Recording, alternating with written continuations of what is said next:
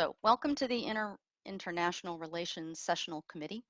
And I'd like to just briefly say a little bit about what that committee originally was intended to do. And I'm going to try here and share my screen and see how that goes. We'll see if I get the right screen share the first try or not. Voila. All right. Hopefully you see a report. Yay. Assuming there's a thumbs up in the chat or somebody shakes their head yes. Shakes your head yes. Tiffany, yay, Yeah, I see your head. Hooray. we can see it, Deb. Okay, good. So this is a report. I hope the text is big enough. Let me know if it is not. And the original intent of this committee really had to do with the membership of SPNHC, how to increase international participation and make it possible for SPNHC to be, it is improved, but to be even more international. I suspect we already have one answer, given the response we've had so far this morning. People are laughing at, but we've had, for those of you who weren't there, just to give you an example, the opening best practices meeting had over 150 people there. So clearly making it possible for people to participate virtually has already done a lot for international relations. I also saw a tweet just recently. Someone said, I just discovered there was a SPNHC wiki. So again, this international ability to participate virtually has already meant that people have discovered resources that they didn't know were there and help us understand what we might need to advertise more. So last year, Sue did present some graphs that have been made from membership data and gave us some ideas of what that membership looked like. And there's needs to be continued conversation to further develop what we collect. So I can already say, for example, we didn't ask for country during registration for this meeting. So we can infer that from people's like organizations sometimes or emails, but we didn't ask for it. So it will be a little bit difficult for us to know exactly where people are joining us from unless they tell us. We also discussed the need for providing materials in more languages and trying to figure out how we might do that. And I can say that in the Best Practices Committee, that was a big topic that people were very welcome. They were really excited to hear about that and would like to pursue figuring out how to do that. Let's see. This was what I'm not sure, without talking with Sue in more detail, what progress was made on these things. For example, the Wikipedia page for SPNHC, I noticed that someone did indeed update some of the content. It does need perhaps a bit more, and it needs to then be translated. So the idea there was, we already know from online research, Wikipedia pages will help drive a lot of traffic to SPNHC that will improve discoverability. So that's something SPNHC could do to help build international awareness of this and participation in this group. Accessibility, I can add another note. I can add another bullet point to that list. We did have one request, and I can think of a second one by default by talking with someone else, that we need to figure out more ways in which we can do things like closed caption what we're doing. Let me see. And then I added this bit to the report that Sue would just now be seeing, which was things like the Slack channel. So COVID-19 has clearly shown that we need alternate ways to communicate and stay in contact with one another, and it has particularly highlighted the benefit of having a Slack channel.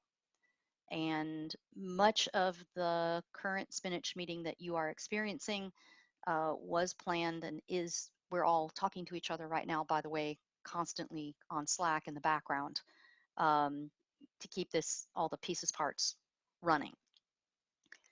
So it would be interesting to investigate what it would take so that we could have anybody from the spinach community having Slack available. So that's it in a nutshell. And I would be, as I put in the document that you all are all looking at now, some of your ideas for what we can do. And I do notice there's been chat coming in. So I'm going to stop sharing, I think. If I need to share again, I will. And look at the chat because I haven't had a chance to look at it while I was talking. Thank you, Tiana, for letting me know. My Slack notifications pop up. That's great. So Tiana is telling me, yeah, one of the joys of doing this. Good thing I don't think it was too juicy, Tiana. um, any thoughts y'all have on international relations in general? The report, the ideas? Yeah, well, definitely from membership, because I had been somewhat in contact with Suzanne, but now I have all the membership data. So that was something that got handed over when Ruth stepped down as treasurer. I am now totally in charge of the membership database and all the data going back to the 1990s.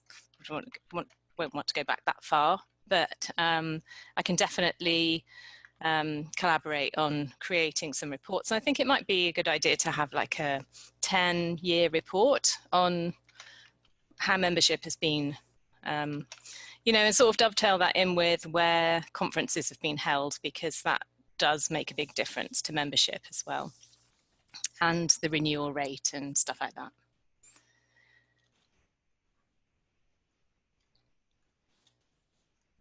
Thanks, Tiffany.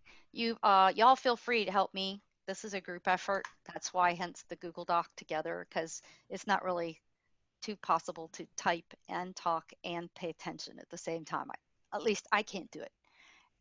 So please do add. Tiffany, can you finish your thought in there? Yeah, can you give me a link to the Google Doc? I don't have that. I can do it. I thought Thanks. that I need to share it again. And y'all, okay, well, just in the chat. Yeah, yep, will do. Thanks. I will put it in the chat. So to everyone, there you go. Great, thanks. There we go. Yep, you're welcome. Any other thoughts on just, you know, internationalizing spinach in general? Anything? Ideas for how to do it?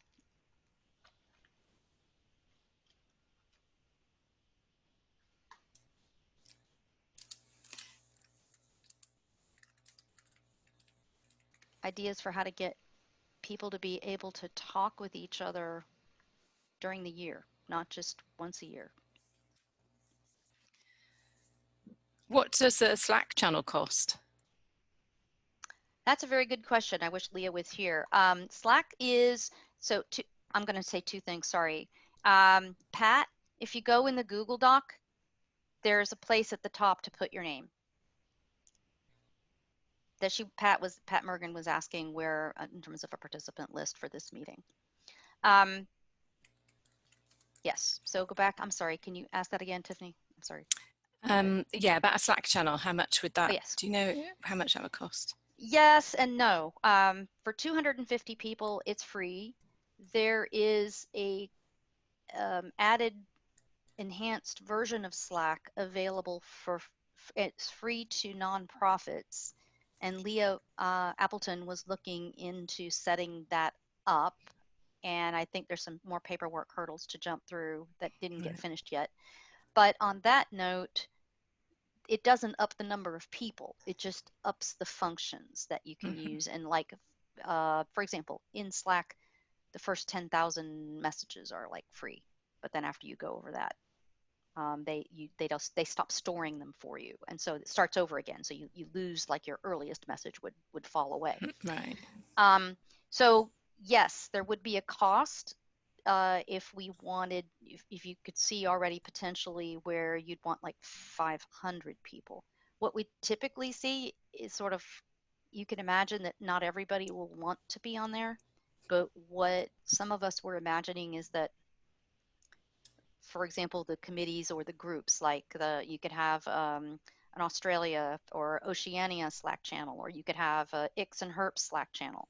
So you could get, let's say I'm in the botany Slack channel, but I want to ask the ICS and Herps people, do you have the same challenge or issue with Nagoya, or do you have a, so I would be easily able to sort of connect directly inside Slack to all the different either international components or collection components, if you want to group Spinach members in different ways, in a way that's much easier to do than inside something like an NH call email.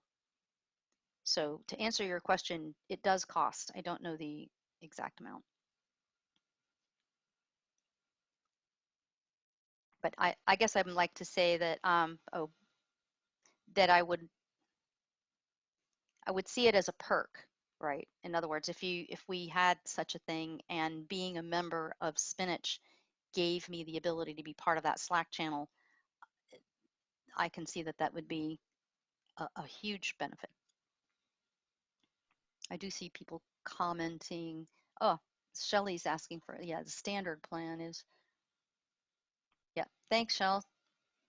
There is a sort of nonprofit organization rate, but I don't know if that's the one, if that's the same or not. And Tiana, I'm reading your comment.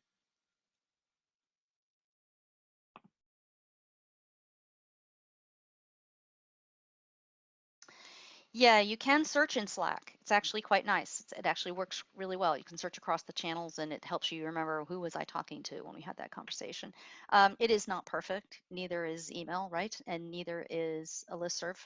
But the nice things are the functions that Slack adds to be able to group the groups in a way that you know you're talking to a particular group, or you can reach everyone with something like @channel. And it gives, for example, in the Slack right now for Spinach, we have a 2020 online meeting channel, but there was also an Edinburgh channel that they had where they were meeting. So if we need to contact them, we can add to a message to that channel and it reaches them. And I see people adding notes too. Are there other ways in which, besides Slack, things that y'all can think of in terms of international relations, making it easier for people to stay connected to one another, to talk to each other more regularly? Are there other types of strategies or tools?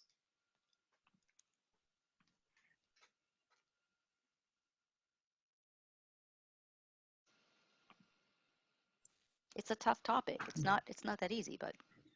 Well, Deb, this is James.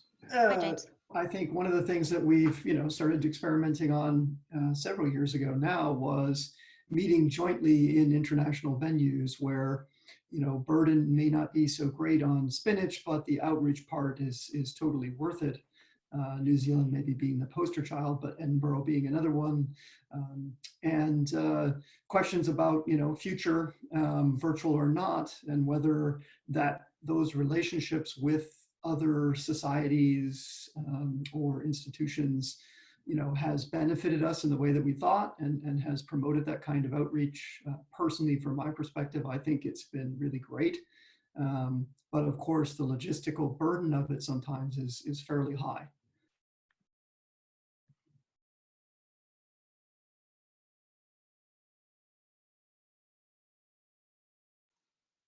Yeah, so I think one of the questions is, it's clear to me, I think, that Spinach wants to continue to be more international. And there have been, and Andy, I know you were part of this, trying to think about how to build something like regional Spinach groups. And for me anyway, I see Slack, not just Slack, but Slack certainly is one way in which to accomplish that, where you could have that. So it's really this constant question asking ourselves about, if we want to be more international, how do we accomplish that? And so again, then your idea, James, that keeping up with the regional, connecting to different regions by meeting with them, and other societies by meeting in those places, that's another way in which we are more relevant that way, and can connect more communities. People can participate. Other thoughts? Does Slack have automatic translations built in? Not that I know of, but that's very cool. I can tell you just from recent experience, because I'll share it because we're all here. Oops. I found this tool, which that functionality is supposedly coming someday too. There you go. So if y'all run that in Chrome right now and you were to open up your microphone and talk, it'll transcribe what you're saying live. It's very cool. But again, that functionality is not built in there yet. No Babelfish yet. So Deb, getting back to your previous point, one of the things that we did explore back when I was president of Spinach was sort of regional nodes of Spinach. So having regional nodes of Spinach where they could meet independently if they wanted to, they could have their own meeting. And that may, that may foster some more sort of international collaboration. And now with Zoom, other people could then log into that meeting remotely. And you could have sort of, physical and virtual meetings going on at the same time to try and foster some of those international collaborations and international work that's going on. Besides ENTSOC, besides the Entomological Collections Network, I'm sorry, and the Entomological Society of America has regional meetings. Does anyone here know other societies that do that? Because it would be interesting to know how they do it and how it works for them. I think ICOM does something like that. Doesn't ICOM have regional portions that meet? I thought they did, but I may be wrong. I have no idea. So if someone here does, please speak up. I think they do. This is Shelley. So here in Australia, we have a group called the Managers of Australasian Herbarium Collections, and we get together. It's Australian and New Zealand collections herbaria that we have teleconferences and then face-to-face meetings. And we brought in the New Zealand side a few years ago. So that's something we do locally. So Shelley, to ask a naive question then, you're building a network yourselves. Do you take that as an opportunity to engage people in the fact that there is such a thing called spinach? I mean, do they all, is there a connection? Yes.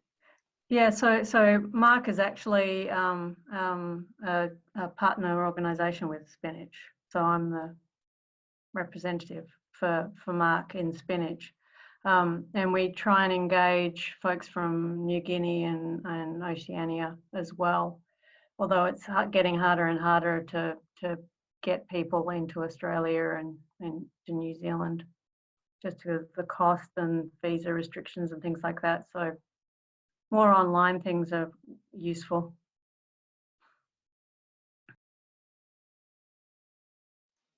And thanks, y'all putting those in the chat too. Feel free to stick them in the Google Doc, because that's where they're going to end up anyway. It doesn't matter. It's just happy to have conversation happening. And so, yeah, EMU does that as well. Axial.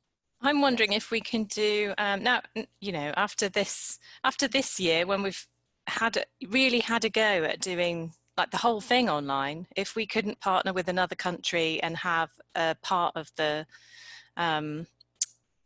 conference to be a spotlight on that particular area or something, where I don't know, where we focus on collections from those areas, but also with like online tours of collections and stuff like that. So it's not just people giving presentations about things, but we actually focus more on how things are done in those countries and what the different organizations are and stuff like that, maybe.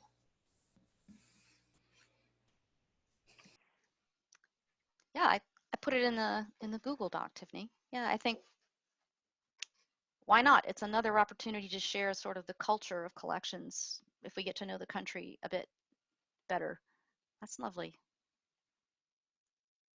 Yeah, I think that's a great idea. I mean, certainly with us now having 1,300 registrations for this conference, there's obviously a large proportion of people around the world who would not have the opportunity to come to a meeting in person, who are obviously clamoring to get at this content.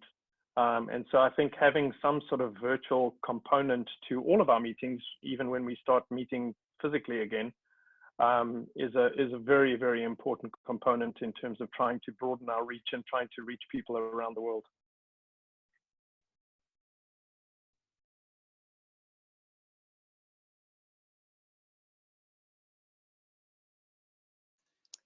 So I have a question for y'all, and you can use the chat, is if you you were not going to be able to go to Edinburgh, but this made it possible for you to attend, could you put a +1 in the chat? The fact that we became virtual means that you're here.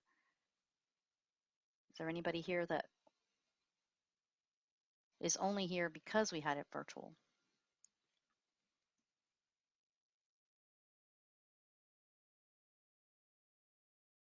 Yeah, thank you, thank you. Good to know. This is right. This is how we help us all understand the different reach that we're having, and we're getting to know each other. Thank you. I see we have Finland in the room and Russia's here. Very cool. Welcome.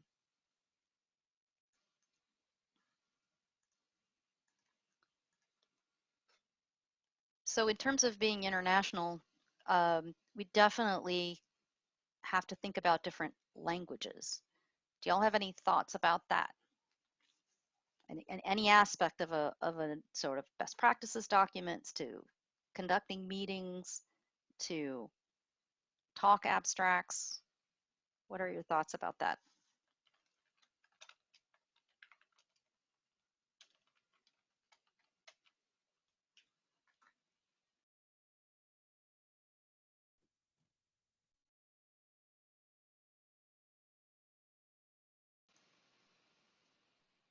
Has anybody here published in multiple languages?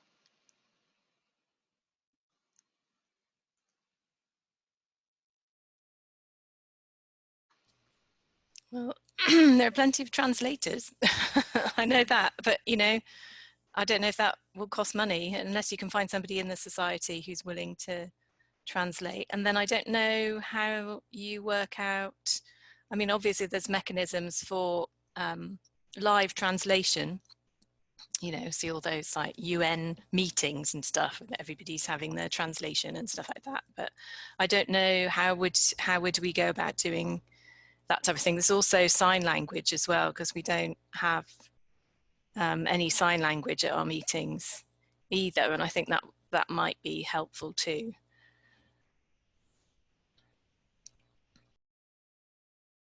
So all good points. I mean, these are things that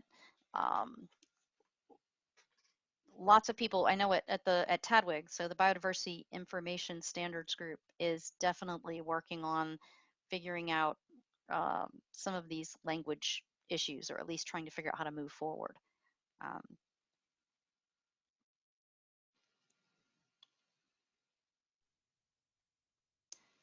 I noticed we have, I think this is a half-hour meeting, yeah? So we only have a few minutes left. Am I right, Andy? I think I have that right. Correct, yes.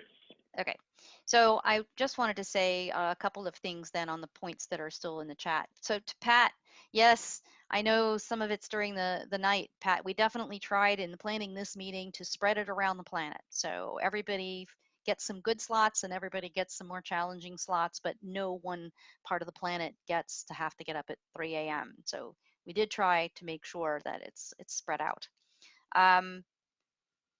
Nicole, can you explain what you mean about a virtual membership as opposed to, you mean, would it be cheaper to be a member of Spinach if you can't come in person? I'm not sure what you mean. Can you hear me? I think she probably means virtual registration. We can hear you. Sorry, there she is. Yeah. Yeah, what Andy was saying, like, is it possible for when there is an annual meeting, if you can't attend, can you actually have some sort of cheaper version, which might be a virtual membership, so you can attend the annual meeting but do it virtually.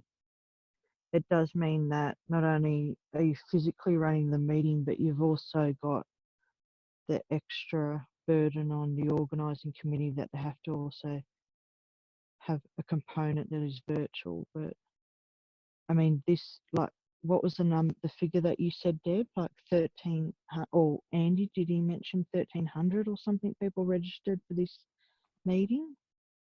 Yeah, 1,300, and it's still going up.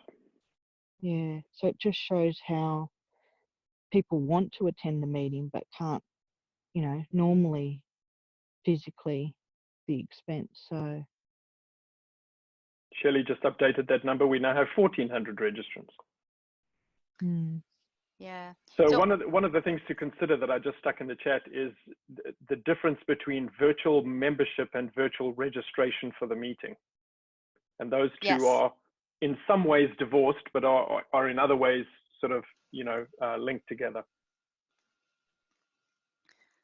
Yeah, so as you can see, I think this is a topic that everybody's interested in, and we clearly have a demand just based on who's showing up.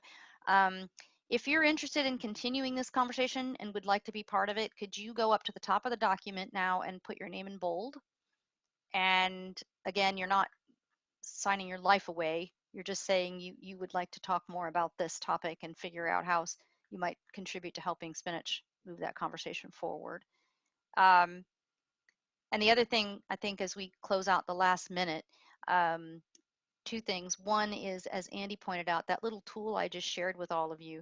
If you have a recording, somebody needs to, and they can't hear well, they can play the recording back and their computer speakers play the sound, and that tool will translate or live transcribe what it's hearing. So it can help people after the fact with the recordings. Different registration fees for different countries. Do we have that? I don't know. Do we, Tiffany? Do we have like I think doesn't Tadwig, don't we do that, James? Yeah, a little bit. We don't have that, but we could like have a membership drive in a particular country and say, if you join this year, you get a discount price, or what else could we do? Usually the developing nations or some sort of sliding scale, the ones that are registered, they get, that's right. And I know that a lot of societies do that. All right, well, I want to respect people's time, and I want to say thank you very much for contributing to the document and to the conversation. And I hope that you found it thought-provoking, and that you would get in contact with Sue or myself. I'll be happy to pass that along if you have, and please add more to this document if you come up with ideas through the conference. I think some ideas might come up for how we can continue to grow spinach internationally. Thank you very much.